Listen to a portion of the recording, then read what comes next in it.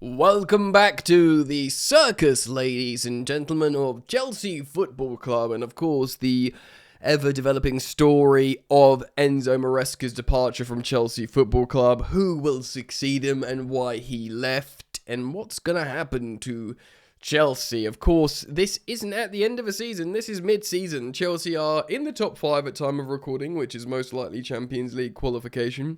They are in the semi-final of the League Cup. They remain in for a shout for top 8 in the Champions League if they win their very winnable home game against Paphos and who knows, away at Napoli.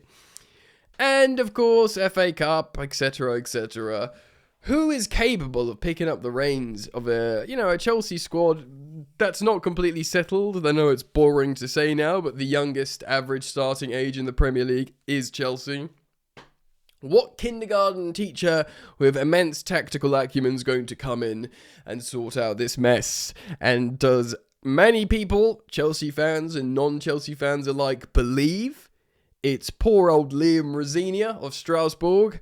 We're going to get into it today. This is the third video or podcast, depending on how you're listening to this content, produced today because I like to keep you updated on developing and evolving stories, and indeed give you my commentary as it, evolves and develops in my brain.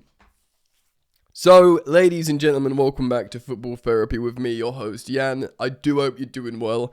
I really do hope that. Happy New Year, of course. This is the 1st of January, big 2026, and the great unknown, man.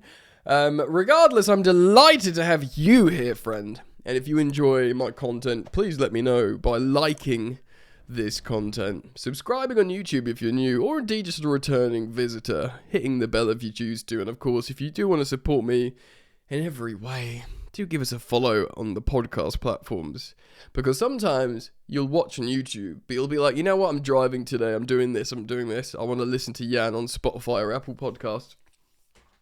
You can find me on there, give us a follow, and of course, if you're on Spotify, 5-star rating. I imagine on Apple Podcasts there's a 5-star rating. I do imagine that. Anyway, we're going to react to an article by Simon Johnson that came out midday, but I'll also just reference stuff that's going around the media, different rumours about how, that Maresca wasn't happy how the medical team pulled rank on decisions in terms of player availability and when to utilise players. And of course there is I'm going to get out early, so many briefings from the club. They're trying to sort of change the narrative here that kind of, to a degree, that Maresca snaked Chelsea by speaking to Man City in October. He was legally obligated to tell Chelsea he was speaking to them about succeeding Pep. In October, we were fine. He won Manager of the Month for November. He had a very good November. He won the Manager of the Month award, of course. And of course, it started going wrong last month in December. But the Chelsea briefings were saying got George Mendes. He was speaking to City about taking their job. I did find it very peculiar that, I've said in previous pieces of content, I found it very peculiar that out of nowhere, unprovoked, Pep Guardiola started praising Maresca as a super coach, probably knowing he's leaving in the summer and he's worked with Maresca and he's trying to get his mate Maresca the Man City job. We'll get into that, yeah. But I do think it's briefings from the club, and it's so tough to really know, isn't it? Because Maresca might have really enjoyed managing Chelsea, and we almost certainly, and I kind of put the farm on this, guys, didn't support him as we should have done, in my opinion, even with the agreement of, look, because we need to remember, guys, that he had one full season in management in second division football. We did a massive favour. Yes, I'd say he overachieved in his first season. It's great, but it doesn't necessarily mean you suddenly get all the cards. No, you've signed basically a 6-year deal, essentially a 5+1 in certain conditions. Perhaps we should have been like, oh, you've done quite well.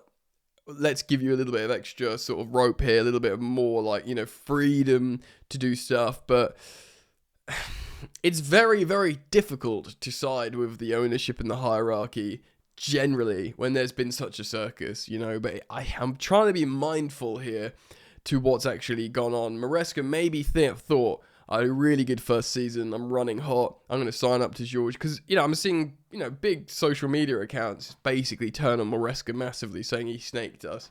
Like before things went really sour, he signed up with George Mendes. He started talking to Man City in October to basically sort out his next job. Maybe in the summer. So I'm going to leave Chelsea in a few months. This is my plan. I'm going to go to Man City while I'm running hot.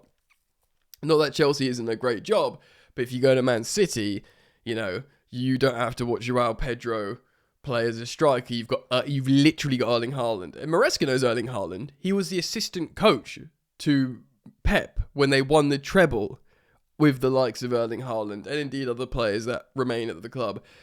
He's, of course, an Italian international. Maresca, Gianluigi Donnarumma's in goal. He'll know all those superstar players and he'll have the full financial backing of state ownership of Abu Dhabi. Probably he will have an indication that the 115 or 130, how many charges they are, the alleged charges. No, the charges of the alleged breaches to Man City. He probably thinks, they'll get away with it. I'll go manage them. Look, I'm getting ahead of myself here. We are going to get into it. Let me just prepare this article 1 second. So this is on the Athletic. Simon Johnson's wrote a piece earlier today. Maresca leaves Chelsea, the only possible outcome for an increasingly unhappy marriage. We'll read through this. I'll speak about the stuff with the medical things. It's gonna be Liam Rosenior, isn't it? Isn't it? Who else? Apparently, it's not Iraola. It's not going to be Glasner. It's not going to be Fabregas. It's not going to be Iraola. It's not going to be Roberto De Zerbi, despite Bedadig Barley loving him. Xavi Hernandez was mentioned. He was even favourite on certain bookmakers for a little while, but not him. But I think what's happening here is they're trying to find a replacement for Rosenior at Strasbourg, so Rosenior can come to Chelsea. And in the meantime, we'll probably throw out the under-21s coach for Man City at the Etihad without Caicedo. Just freaking take the 3-0 loss and don't turn up. Do you know what I mean? Jeez Louise. Anyway, let's have a look what Johnson's writing here. Even by Chelsea standards, this is extraordinary. On December the 12th, Enzo Maresca was named Barclays Manager of the Month. 3 weeks later, he's gone. The speed of Maresca's departure at Stamford Bridge is shocking. It was only in late November that Maresca engineered one of the most impressive wins of his tenure, of course, the 3-0 win over Barcelona in the Champions League. 5 days later, of course, we had the statement draw, which sounds a bit silly, but the truth is we outshot and, dare I say, outplayed Arsenal with a man down. Of course, Arsenal being leaders. And, when Caicedo got sent off, there were very early doors in that game, of course. They were third in the Premier League, 6 points behind Arsenal. Now they're a further 9 points off the top. So what can't be lost in the wash here is that we are in dismal form. 1 win in 7 Premier League games. I mean, that can't be forgotten in the grand scheme of things. We're talking about Maresca came in, he's done well. He overachieved. Chelsea haven't backed him. Did he snake us? Is he having these meetings with Man City because he's planning ahead? He's using Chelsea as a stepping stone to return to the club where he coached a treble-winning season with Pep Guardiola. I'm not saying this is fact. I'm not saying that's the definitive and defining narrative. That's what briefings from Chelsea are trying to get us to believe. There might be truth in it. I don't know. It's so tough to decipher from an external position. Now we're looking for a change in the dugout. A detailed look at where it all went wrong will naturally follow soon on The Athletic. So look forward to my reaction to that, guys. But regardless of why, the situation that was not in Chelsea's plans and could have major ramifications for their season. This month alone, they have 9 games in all 4 competitions, and confidence is already low after a run of 2 wins from their previous 9 fixtures.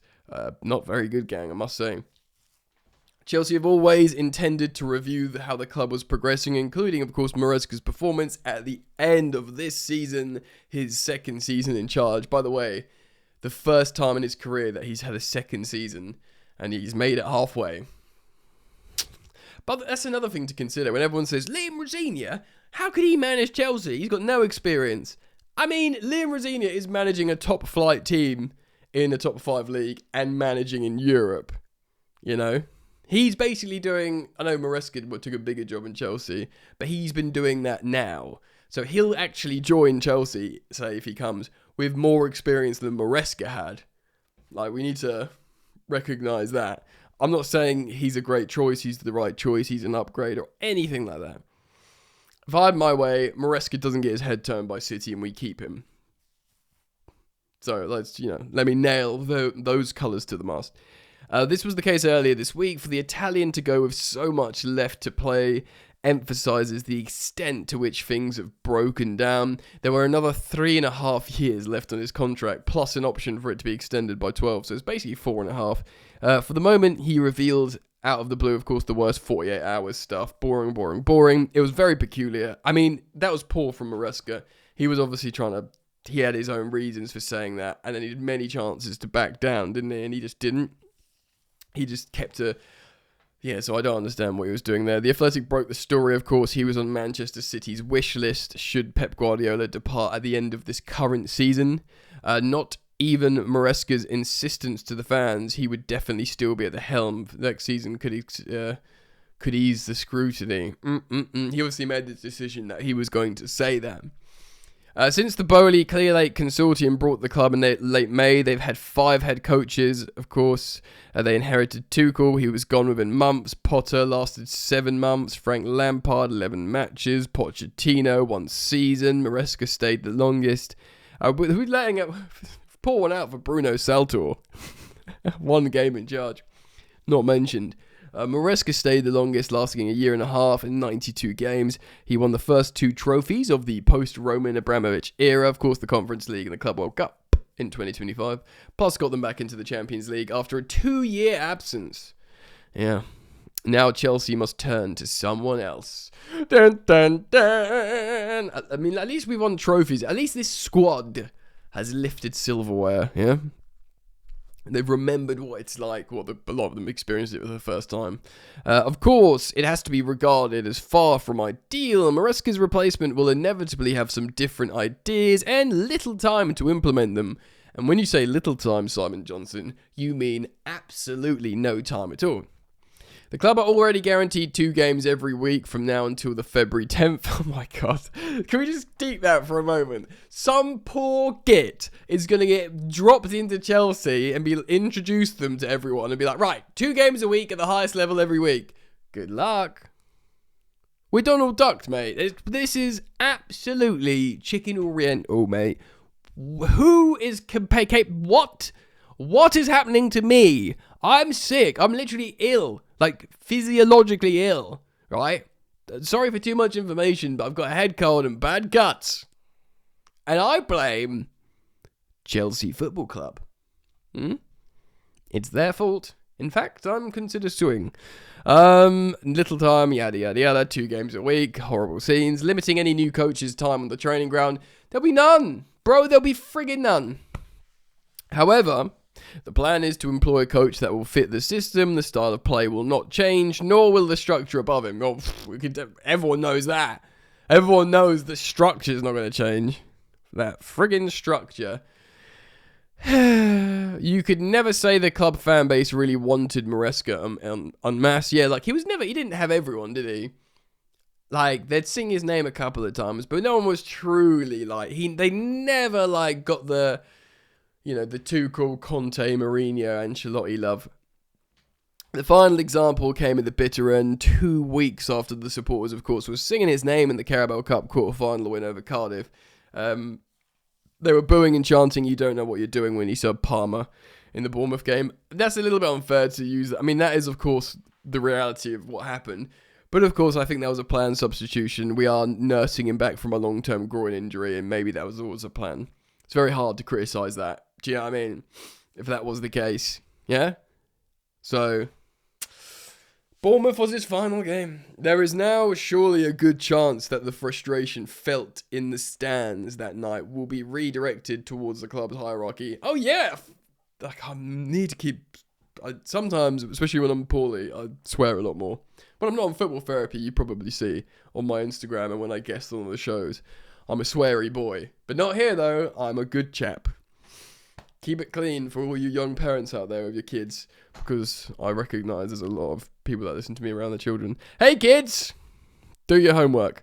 Anyway, yes, club's hierarchy, frustration, absolutely. Even in the latter, Maresca is responsible for how. Even if the latter feel Maresca is responsible for how things have soured.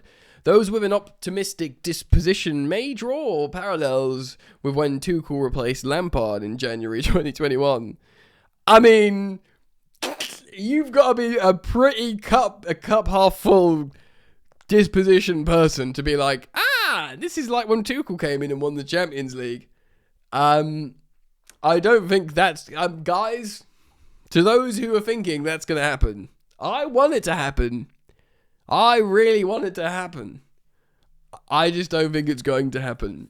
Johnson correctly highlights here that we had the likes of loads of experience, like Cesar Azpilicueta, N'Golo Kante, Antonio Rudiger, Jorginho. He's quite lucky to be in there, Jorginho. Thiago Silva. And I like Jorginho, by the way, but you know, Kante and whatnot. And of course, Thiago Silva, making them well placed to handle such disruption. Tuchel was also a proven manager at the highest level and had taken PSG to the Champions League final, of course, just the previous season. Probably outplayed Bayern in that final as well and lost 2-1. Chelsea have no time to waste in terms of picking up the pieces, but this is where they will believe their structure of working does limit the damage. To be fair, as much as I hate what's going on at Chelsea, and as much as I criticise, and I think rightly, the hierarchy and the structure, there is some minor method to the madness in we are much better equipped now to change manager in terms of stomach it, take it on the chin, in terms of how they're set up, than when we did it with Potter. You know? There is that. I'm not saying it's good. Look, who knows? Maybe this all works out. The players start playing a new system, we win loads of games, and maybe Palmer didn't like playing under Maresca. You know, maybe Enzo Fernandez was arguing with him a little bit too much, and, you know, maybe certain players were being overplayed. We'll speak about the medical team theory in just a moment. Maybe this is for the best. And then we'll all look back on this and say, as little as 5 week time, and think, what were we worried about? Why can't I talk English? What were we? It's because it's the alliteration. Worried as well. What were we worried about? Why can't I talk, bro? Anyway, Chelsea have no time to waste, yada yada yada, limit the damage. The sporting leadership team, all those guys are in charge of recruitment. It means with this, they will have been left with a squad of hand-picked players by the manager and another coming in wanting different ones instead. The head coach is employed chiefly to do just that, coach the team, although Maresca was fully consulted on the signings. There is this, idea that he was trying to move the goalposts from what he originally agreed he was because he had a successful first season. You could argue he was entitled to do that. You might argue, well, bro, you signed a contract as a championship manager and you agreed to do something, and now you're saying you want to do something else. And probably that's manage Manchester City. I'm tired of watching Liam Delap, even though he loves Liam Delap apparently, or he loved him at, City's under 23s. It's like, do you want to coach Liam Delap, or do you want to coach Erling Haaland? Think about it. Excuse me for sniffing into the microphone. I do have the lurgy. There is still plenty Chelsea can achieve. The club's aim at the beginning of the season was to finish, of course, get Champions League qualification like last year, but while doing it in the Champions League, which is, of course, a lot harder. They are in 3 cup competitions they are participating in. Despite their terrible run of form lately, like I said, guys, can't get lost in the wash. We have been stinky AF. Chelsea still have the opportunity to do this and believe they can, but this is giving me PTSD because when we sacked Potter, we were like, we're still in the Champions League and we can beat Real Madrid. Bring in Lampard, and we just got slapped and it all fell apart and we won 1 game under Frank. Not a reflection on Lamps because he's doing wonderful stuff at Coventry and he should stay there, by the way. I'm not going to say we should rehire Lampard. Maybe in 3 years or whatever, I don't know. Let him cook. Yeah, he's doing a good thing. He's going to get promoted to the Premier League. He's raising his profile, and one day he'll manage England. That's my plan for Frank Lampard, as an England fan. And maybe Chelsea, I don't know. But let's leave that for a little bit. He needs time away from this club for the good of everyone. At the time of writing, they sit 5th in the Prem, of course. Halfway point done. Just not the end of the world, is it? But we are 10 points below Aston Villa in 3rd, which is mental. How did that happen? Liverpool behind them as well. The FA Cup campaigns with a winnable 3rd round tie at Charlton Athletic next week. Imagine if we lose that. That'd be fun. Oh my God, my brain. Followed by a first leg of a Carabao Cup semi-final against Arsenal. Arsenal, who just slapped up Aston Villa 4-1, who we just lost to, by the way, Villa. So it all bodes very terribly. They will go into that as underdogs, but Chelsea have saved their finest displays for the best opposition. True, but I would say, and we need to remember, Maresca is an amazing tactician for big one-off games. No matter what your disposition is here, if you think this is the right decision, wrong decision, we need to be objective and respect the facts. Maresca is an excellent coach, especially for setting up for big games. We've seen that in finals. We've seen that in one-off games against Arsenal and Barca just this season. Even Aston Villa, we set up so well. We destroyed them for 60 minutes until, Emery did the subs and whatever. And then the team capitulated. Excuse me, I am sick. They will go into that bit. Johnson obviously reflects on the PSG Club World Cup final. They must win their last 2 Champions League group games to ensure the top 8. Otherwise, of course, we will go into a playoff, which is 2 extra games. With results and the team's displays in decline, plus Maresca's unhappiness increasingly clear for all to see, perhaps it was for the best that he has moved on. Chelsea must do the same. Oh, my giddy aunt, she's off her nut. Alright then, so, look. I think Maresca's been unhappy for a long time. Yeah? And that's probably largely the Chelsea hierarchy club fault. I understand totally why loads of Chelsea fans are really upset and frustrated with the ownership and the sporting directors and, yeah. But I just we all want continuity and calm. Truth is, neither's going anywhere. So we have to see what we've got. I mean, so many people were angry when we signed Maresca. I was actually quite pro Maresca when we signed him. Not to pat my own back, but I think he generally was a successful... Look, for the 18 months we've had him, it's been successful. We won 2 good trophies. Very happy with that. We're back in the Champions League. Very happy with that. We've seen the likes of someone like Estevao play on the pitch well. Happy with that. So it's not all bad. But it's just what comes next. That's the problem, isn't it? It's not necessarily what's happening with dismissal or things leaving. It's just what's next. Just very quickly, if Maresca... And I understand these are club briefings. They are trying to control the narrative. That's how this works. Yeah. And it might be true, but even though it might be true, it might not be as aggressive and snaky as it sounds. You just don't know, the connotations and the depth and how convoluted and tricky it is. But maybe he thought, you know what, mate? I've just won the Club World Cup. That will be reflected more positively as years go by. Against, the quadruple winners PSG. I've won the Conference League. I've done this, I've done that. I've proven in big games. My stock's big. You know what?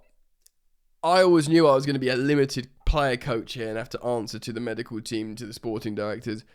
I reckon I could go manage Man City. Pep's going to leave. I've got a phone call. I'm going to try and engineer a move to to go and manage Man City where I'll get paid more money, where I will manage more experienced, and ultimately I see better players. He probably started seeing how Cherky started playing and feeding Erling Haaland. Foden, a bad player when he's on form. He probably thought, and he knows all about Foden, he's coached him. And Haaland, he's coached him. And he knows Abu Dhabi will just drop, 100 million on a player if he wants it.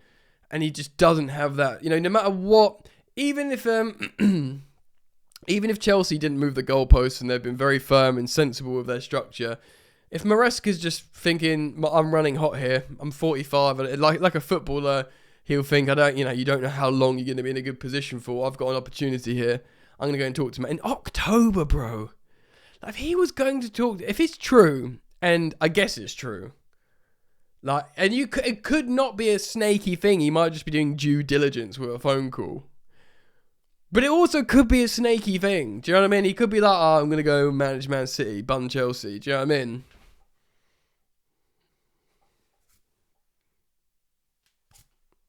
Do you know what I mean? Regardless, it sounds like it had to happen by all accounts. So it's not about being sad, frustrated that's happened. It's about uncertainty of what happens next, because it could get better. The truth is, it's been poor recently. It has. Everyone will agree it's been poor. Then it might get better with someone else. The positive we had with Maresca is these players have learned how to lift trophies. Look at that Arsenal team that have been consistently excellent these last couple of years. They don't know what it feels like to lift a trophy after a final. This Chelsea team does. They've done a couple recently. Granted, they've been lifting Premier Leagues and Champions Leagues, but it's still winning a trophy and getting medals. That's something they've learned in the last year in 2025. So maybe that will translate to a new gaffer and his ideas, and they won't have an inferiority complex because they've been and done it. But of course, I will do lots more content on how this story develops, and of course, Liam Rosenior, who I feel quite bad for actually.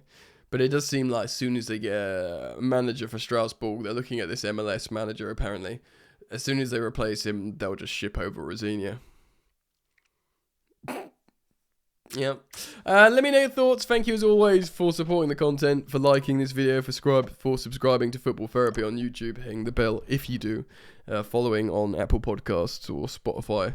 Because you can watch the video on Spotify as well. Give us one of those sweet 5-star reviews on Spotify, mate. It takes you a second. And I do genuinely really appreciate it in these turbulent and uncertain times as a Chelsea fan.